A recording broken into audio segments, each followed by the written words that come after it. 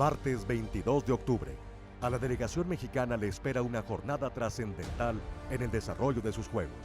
Desde el domingo, ha iniciado una racha favorable con la histórica medalla de plata en esgrima con el florete de Pilar Roldán, seguida el lunes por la clasificación a semifinales en boxeo con los puños de Ricardo Delgado para asegurar otro podio, pero ha faltado ese triunfo absoluto, reservado para los campeones. Los aficionados están deseosos de cantar el himno nacional en casa. Las esperanzas para materializar esa ilusión están fincadas en un joven nadador de 17 años de edad.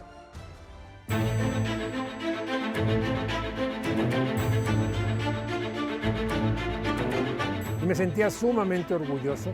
Veía la bandera de México en medio de las dos superpotencias mundiales. Mi credencial de presentación es Joaquín Rocha, medallista olímpico de México 68. Con un orgullo, con un honor, con una satisfacción por México.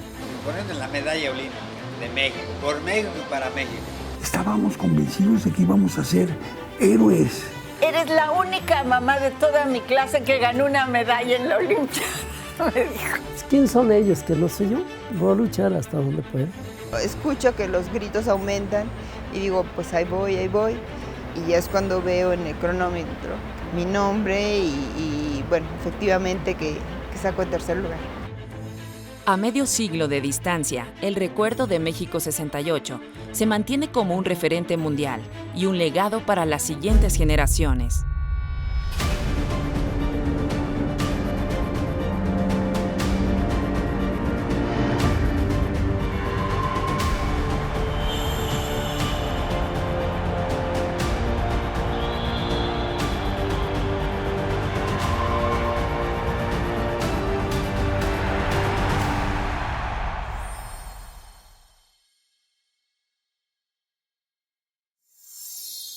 ...163. La ilusión crece cuando se da a conocer desde Baden-Baden, Alemania, que México ganaba la sede de la por nadar. Porque los entrenamientos eran exhaustivos. De veras eran matadores esos entrenamientos, pero los que logramos estar en esa Olimpiada, de veras nos entregamos por completo. Había un compañerismo, una unión de equipo, una buena comunicación con entrenadores, comunicación con los directivos del Comité Olímpico en ese momento. Entonces todo se conjugó para que nosotros nos pudiéramos desarrollar tanto físicamente como emocionalmente y visualizarnos para tener un mejor resultado, ¿no? Para estar presentes en las finales. Después de darse a conocer el programa oficial de natación, tal como hizo al enterarse que México sería la sede, Muñoz fija en su mente la fecha de la final en los 200 metros estilo pecho. Ese día, el 22 de octubre, era un martes, me acuerdo muy bien porque Ronald Johnson, mi entrenador, me había dicho que el 22 de octubre iba a ser el mejor día de mi vida deportiva. Y yo busqué en qué día caía el 22 de octubre un año antes y vi que era un martes. Entonces me acuerdo mucho que le dije, pues si el 22 de octubre será el mejor día de mi vida, pues los martes van a ser de buena suerte para mí. Y siempre he pensado que los martes a mí me va a ir bien.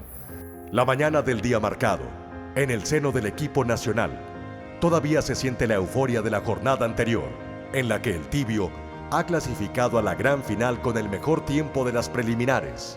Ronald Johnson, el entrenador de los tritones mexicanos, quiere que Muñoz se mantenga lejos de los reflectores y le pide quedarse en la Villa Olímpica hasta el momento en que se deban trasladar a la competencia. Nos divertíamos, entrenábamos y nos divertíamos, nos gustaba hacerlo, no nos obligaban a hacerlo. Cuando teníamos el entrenamiento era muy difícil porque Ronald Johnson empezó a ponernos entrenamientos que no teníamos antes de mucha distancia.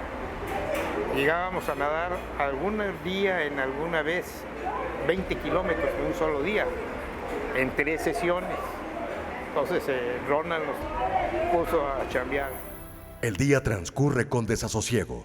En el Estadio Azteca comienzan las semifinales del fútbol con el juego entre Hungría, campeón de Tokio 64, y Japón, equipo sorpresa del torneo olímpico. A pesar de su dominio, Los magiares tardan media hora en anotar el primero de 5 goles sin respuesta en portería nipona, incluido un triplete de Lajos Suks y 2 tantos más de Detso Novak. Los húngaros están listos para defender el título. Esos Juegos Olímpicos yo los disfruté mucho, también los sufrí mucho porque me tocó el área de fútbol y la verdad fueron momentos agradables en su arranque, pero en su culminación fueron amargos. Al mismo tiempo, en la subsede de Guadalajara, el Estadio Jalisco recibe el duelo entre México y Bulgaria por el otro pase a la final. Con todo y los altibajos de la selección durante el certamen, las expectativas de avanzar al partido por la medalla de oro en casa, Petar Shekov se encarga de abrir el marcador para la causa búlgara. Ante el desconcierto de los anfitriones y sacudidos por el gol tempranero, ven cómo apenas un minuto más tarde Atanás Kristov pone el 2-0 para los europeos. No estábamos preparados para esa competencia, ni en la fuerza, ni en la velocidad, ni en la estrategia quizá. A pelotazos nos podían hacer mucho daño. 2. Ese fue el coraje no fue que han perdido, sino con quién perdiste y cómo perdiste, ¿no? Pero, pues esas son las cuestiones que, pues bueno, experiencias que en algún tiempo se aprovecharon, hoy, pues son historia, ¿no? Y lamentablemente, si voy a decir algo un poquito ácido, la historia de nuestro deporte, en general, se ha olvidado. Pese al revés doloroso para el deporte más popular del país y sus aficionados, que ahora tendrán que conformarse con la disputa por el bronce ante Japón, las satisfacciones llegarían por otros frentes.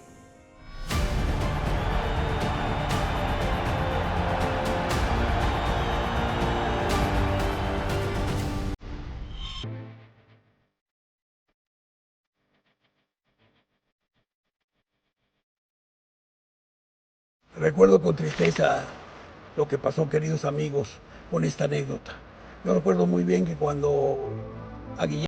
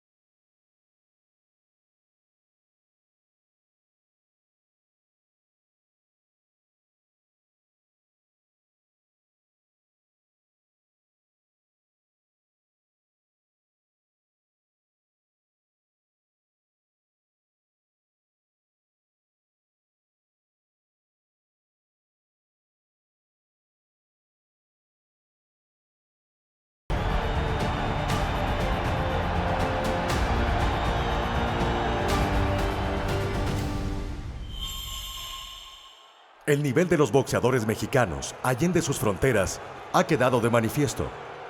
Antes de 1968, los púgiles aztecas han obtenido 3 preseas olímpicas, incluida la primera medalla oficialmente reconocida para una delegación del país, por conducto de Francisco Cabañas, en Los Ángeles 1932.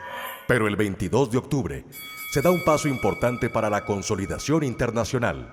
La selección mexicana de boxeo ya ha asegurado un podio, aunque el grupo de entrenadores sabe que el talento y el fogueo del resto del equipo que se mantiene en el torneo olímpico les permite aspirar a más, y así sucede. Pues entusiasmado, con la pasión propia de la juventud, ¿verdad? Eran mis primeros Juegos Olímpicos, sabía que iban a ir jóvenes mexicanos a pelear, que iban a estar peleando por medallas, en fin, aquello era estar en plena ebullición, una situación muy agradable. La gala boxística del día incluye a mexicanos instalados en los combates de cuartos de final en las divisiones de menos de 57, menos de 75 y más de 81 kilogramos, además de los octavos de final en menos de 67. Suena la campana. El pluma Antonio Roldán vence con claridad 4-1 a Valery Plotnikov de la Unión Soviética. En la división de peso medio, Agustín Zaragoza también supera 4-1 al checoslovaco Jan Hektuk. Por su parte, Joaquín Rocha en la categoría de los completos sale con el puño en alto 3-2 frente a Rudy Lubbers de Holanda.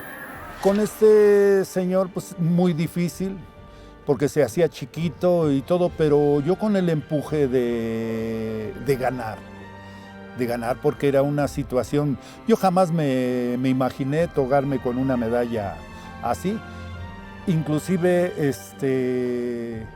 pues yo lo único que quería dar un buen combate, representar a México dignamente. Los aficionados en la Arena México estallan de emoción. 3 combates, 3 victorias y 3 medallas más aseguradas. Durante un día se supera lo que se ha conseguido en más de 36 años.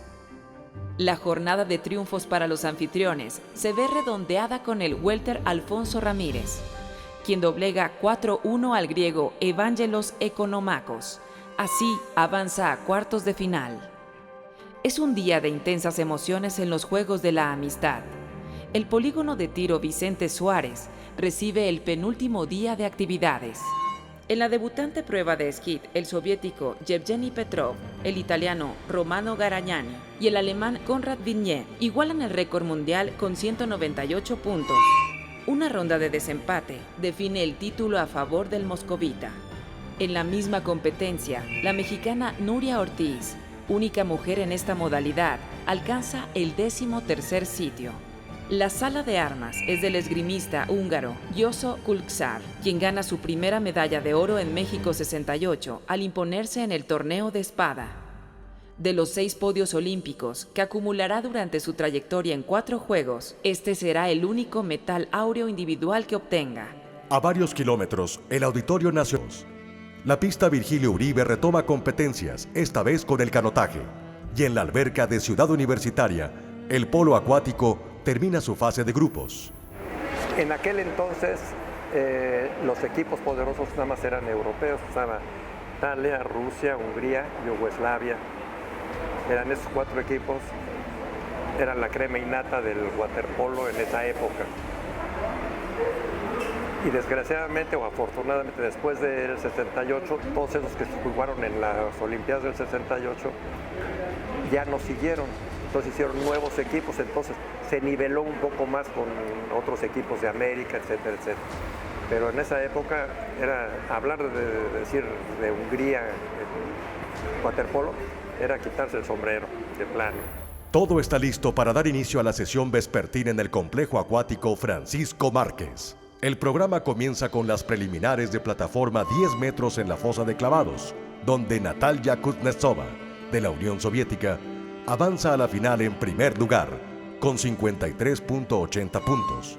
Las mexicanas Berta Baraldi y Dorailda Hernández quedan al margen de la disputa por las medallas y se despiden de los Juegos desde los sitios 13 y 16. Lo que siempre me va a impresionar es haber estado en la plataforma y ver esa alberca llena de gente. No se oía ni una mosca. Porque normalmente en clavados te piden que guarden silencio, porque cuando tú haces a un giro, a alguna vuelta, si grita alguien, te puedes desconcentrar y si tienes que abrir en un momento y gritan, te puedes abrir antes y perderte en el clavado. Entonces es un silencio sepulcral. El 1-2-3 estadounidense en los 200 metros libres. Yo diría que fue la reina de la natación en 1968. Esta chica era una chica muy seria, pero yo creo que no es que fuera seria, sino que estaba totalmente concentrada en sus competencias. Pero cuando teníamos la oportunidad de verla fuera de la alberca, sonreía, te saludaba, etc. El momento ha llegado. El reloj de la pantalla. Recuerdo que yo llegué muy nervioso, pero me tranquilizó mucho ver que también los otros deportistas estaban tan nerviosos como yo, o tal vez más. Traté de observarlos para que me calmara un poco. Escuché en los altavoces que dicen: siguiente prueba, final 200 metros pecho. Y es cuando escuché muchos gritos más de México, México. Cuando yo salgo, yo traté de concentrarme. Aquí sentía que el corazón se me salía por la boca de lo nervioso que estaba. Mis latidos eran demasiado intensos. Nunca había sentido tanto nerviosismo como en este momento.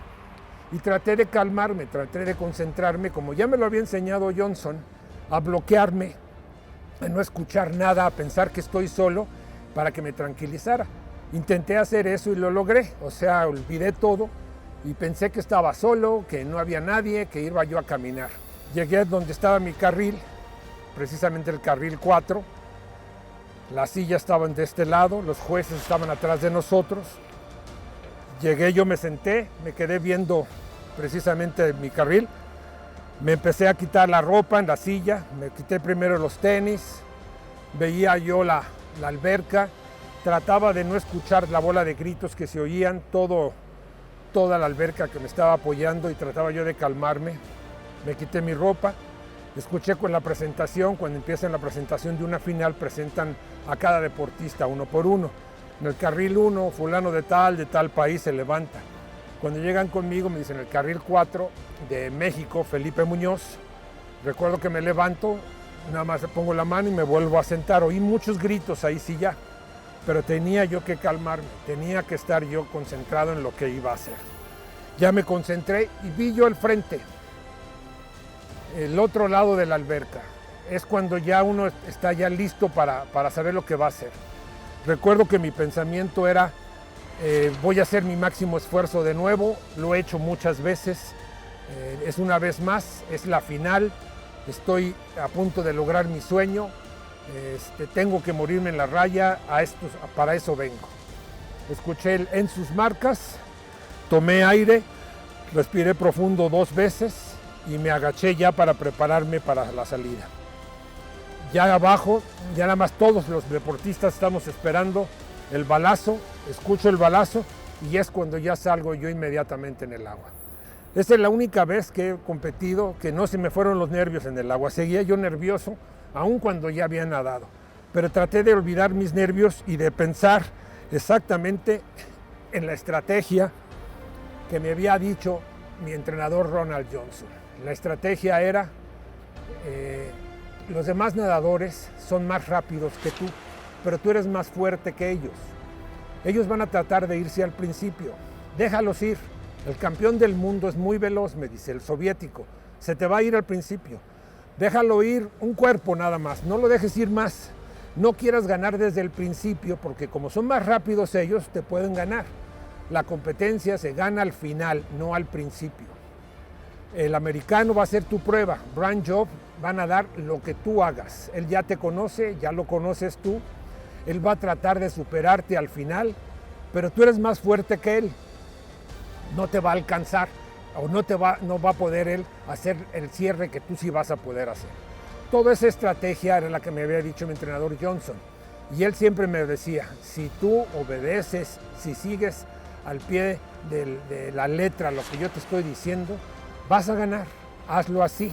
Yo tenía que llegar aquí a los primeros 100 metros, no más de un cuerpo, porque veía la bandera de México en medio de las 2 superpotencias mundiales, económicas, deportivas, de todo, y nosotros arriba de ellos.